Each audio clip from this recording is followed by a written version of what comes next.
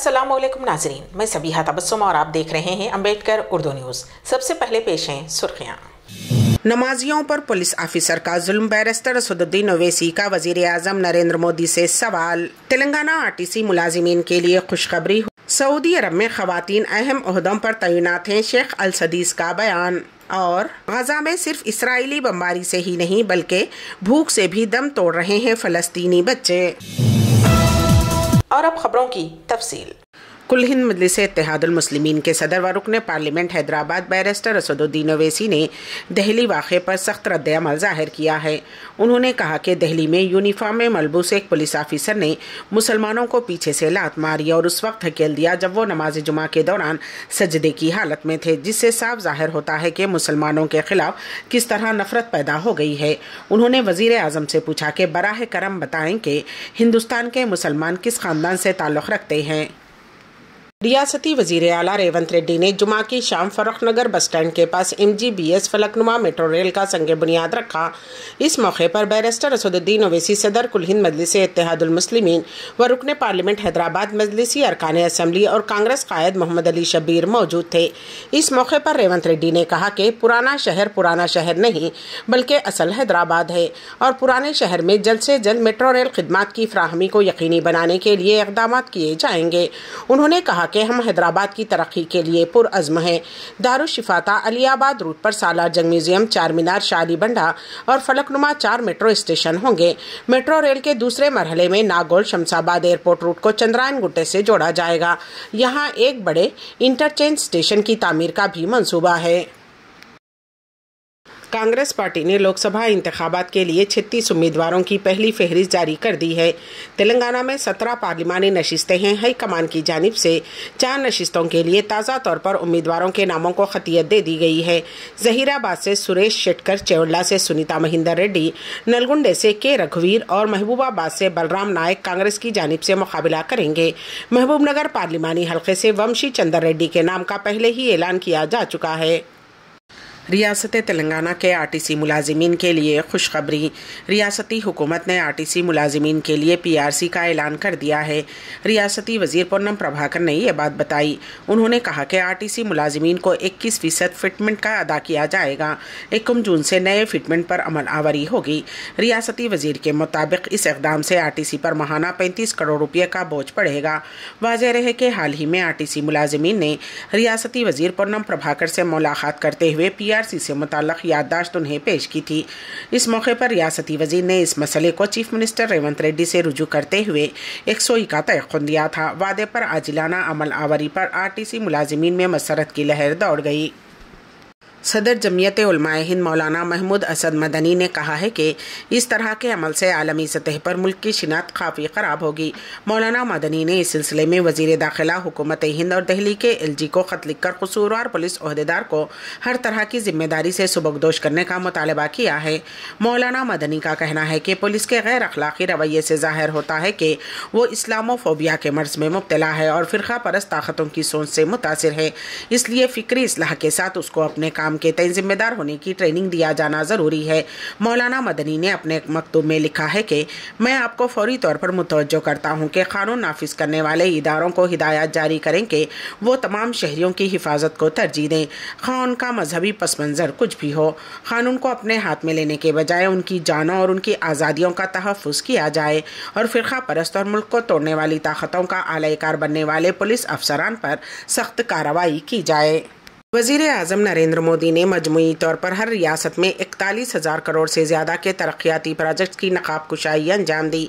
वज़ीर आज़म ने अरुणाचल प्रदेश के ईटानगर में विकसित भारत विकसित नॉर्थ ईस्ट प्रोग्राम के दौरान दुनिया की सबसे लंबी 2 लेन वाली सुरंग सेला टनल को कौम के नाम वक्फ किया। उन्होंने दिबांग वादिये ज़िले में Dibang multi purpose hydro power project का संग बुनियाद रखा, जो कि 31,875 करोड़ रुपए की लागत से तामीर किया जाएगा।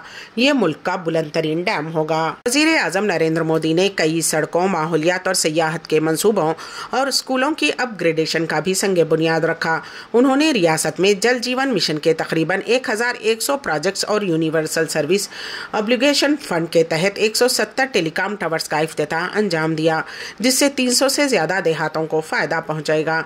इसके अलावा ईटानगर में विकसित भारत विकसित शुमाल मशरिक प्रोग्राम में वजीर आजम मोदी ने अपने मुखालिफ पर खूब हमला किया। उन्होंने कहा कि कांग्रेस ने सरहदी गाँव को नजरअंदाज किया था और उन्हें आखिरी गाँव करार दिया था, लेकिन मेरे लिए ये पहला गाँव है, इसलिए हमने वाइब्रेंट विलेज प्रोग्राम शुरू किया है।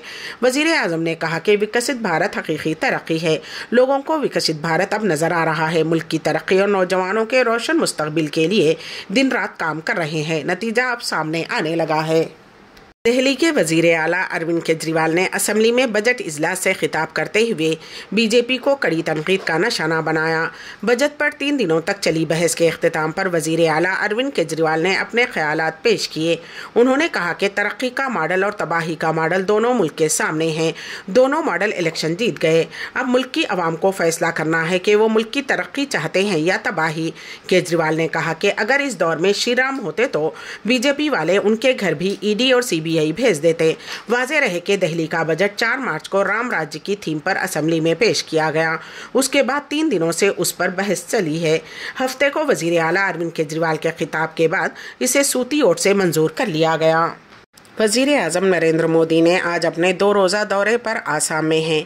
आज यानी हफ्ते को वजीर आजम नरेंद्र मोदी रियासत में 18,000 करोड़ रुपये से ज़्यादा के प्रोजेक्ट्स का आगाज़ किया। इसके अलावा वजीर आजम नरेंद्र मोदी ने जोरहाट में आहूम जनरल लाचत बोरफुकन के मुजस्समे की नकाब कुशाई अंजाम दी। इस दौरान वजीर आजम नरेंद्र मोदी ने कहा कि आज मुझे वीर लाचत बोरफुकन के अजीम और अजीम मुजस्समे की नकाब कुशाई करने का शर्फ भी हासिल हुआ है।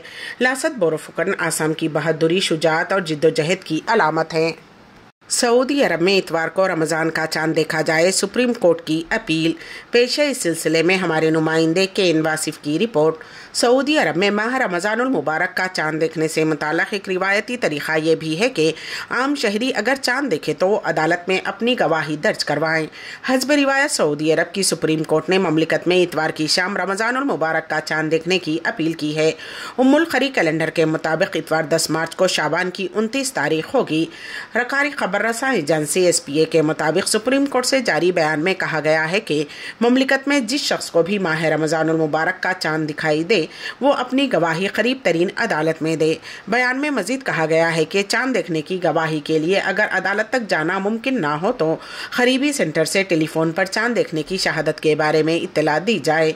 वाज़ेह रहे कि उम्मुल खरी कैलेंडर के मुताबिक 10 मार्च 2024 को खमरी माह शाबान की 29 तारीख होगी। इस हवाले से अदालत आलिया ने सऊदी शहरियों और ममलिकत में रहने वाले गैर मुल्कियों से भी अपील की है कि वो रोईते हिलाल की गवाही रिकॉर्ड करवाएं।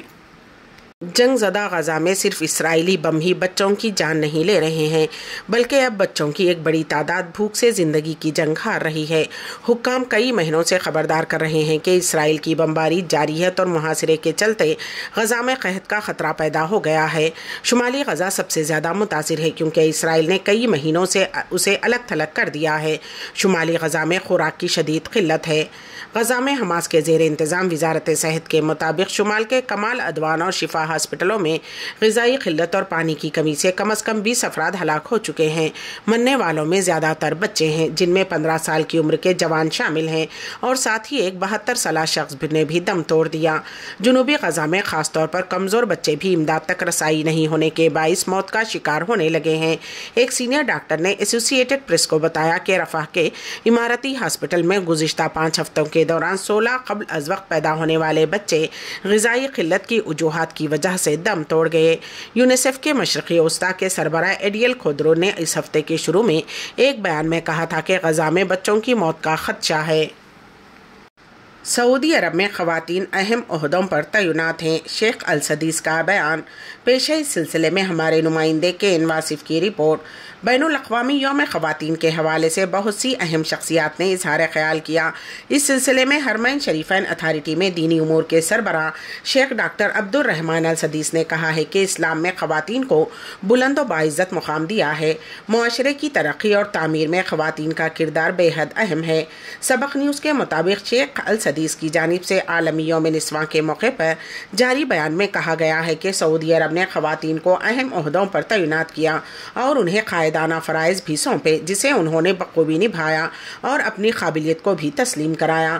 انہوں نے مزید کہا کہ مملکت میں خواتین کے حقوق کا تحفظ کیا جاتا ہے، خاص کر شاہ سلمان بن عبدالعزیز اور ولی عہد مملکت شہزادہ محمد بن سلمان کے عہد میں انہیں ہر طرح سے احترام و عزت دیتے ہوئے با اختیار بنایا اور مثالی و موزوں ماحول فراہم کیا۔